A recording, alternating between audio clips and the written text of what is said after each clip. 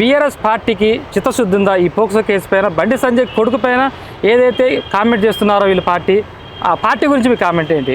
అదే కొద్దిమంది బీఆర్ఎస్ వాళ్ళు కార్యకర్తలు కానీ బీఆర్ఎస్ బాగా అభిమానిస్తులు కావచ్చు, లేదంటే ఇంకా బీఆర్ఎస్ పేడ్ బ్యాచ్ ఒకటి కేటీఆర్ అనే వ్యక్తి విపరీతమైన సోషల్ మీడియాను చాలా మంది భూమిని కబ్జా చేసిన వాళ్ళని చూస్తావు. అవును.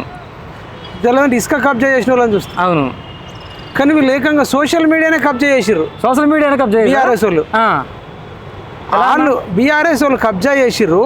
వాళ్ళు ఏది చెప్పినా నమ్మాలి, అంత కాన్ఫిడెంట్గా చెప్తారు. మళ్ళా ఏ నాయకుడు ఇప్పుడు నువ్వు ఒకటి మాట్లాడినావు, దానికి వ్యతిరేకంగా ఇంకొక నాయకుడు మాట్లాడినా దీనికి వాళ్ళకే సపోర్ట్ చేస్తారు.